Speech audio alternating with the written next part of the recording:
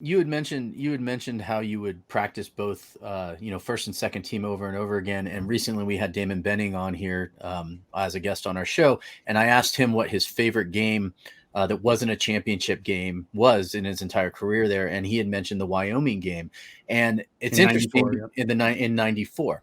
And it's interesting to me now that you said that the first and second team practiced as much as it did. How much of an impact did that have in a game like that with the Wyoming game, where you had to go with the second string quarterback and, because of the amount of injuries you had and everything?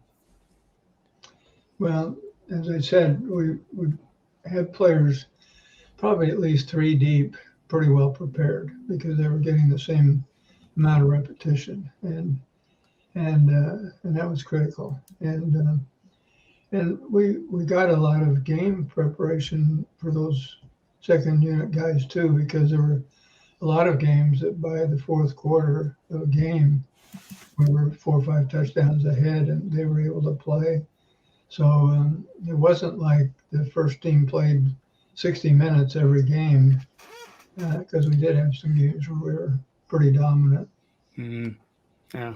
Well, Coach, we want to be respectful of your time here. And so that we always try to end our discussions with our guests by bringing in some kind of shared connection that we have. And in this case, the one Redcaster who's actually not on the show right now, Boomer, his dad, Vaughn, ran the meatpacking plant in Schuyler for a couple of decades. They used to bring the meat wagon down for different football events, and he got to know people within the program, namely Milt Tenneper.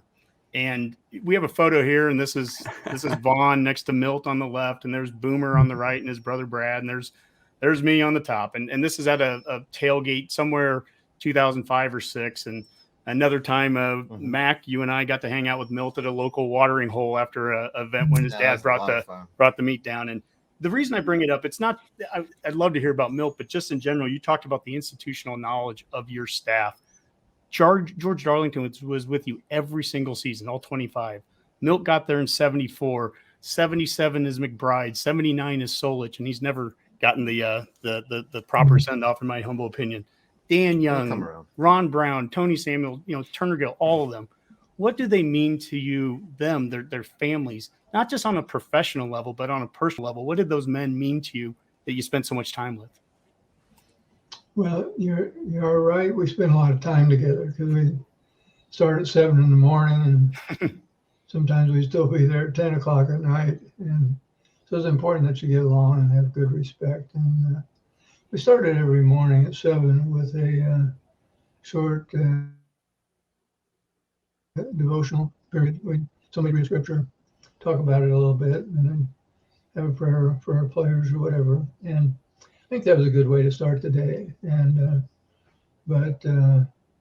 I miss those guys. A lot of them are gone now, but they were good people, and they were really devoted to Nebraska. And so many of them are former high school coaches. Mm-hmm. Some of the best coaches I had, like Milt, Dan Young, Frank Solich, and on, started out in high school, and I took them as grad assistants. Mm-hmm. And they were some of the best guys that I had, and of course some of them played here. But anyway, they're a good bunch of people. Yeah, mm-hmm. Coach Devaney said the same thing about wanting high school coaches. Went after John Melton and he number of those guys too. He hired out in Wyoming. Yeah. Well, Coach, you finished a press conference one time quoting Jim Walden. You said the last 5 minutes are the ones that get you in trouble, and we do not want to get you in trouble. So we said 128, and it is 128. We thank you so much, seriously, Coach. And the offer is always open. If you ever happen to want us, come back to the Redcast. We would be happier than anything to have you. So if you want to write another book, good to talk to you guys. Yeah, I can see your heart's in the right place. Thank you so much, Coach. Okay. Thanks, Coach. Take care. Have a great day. Yeah, bye.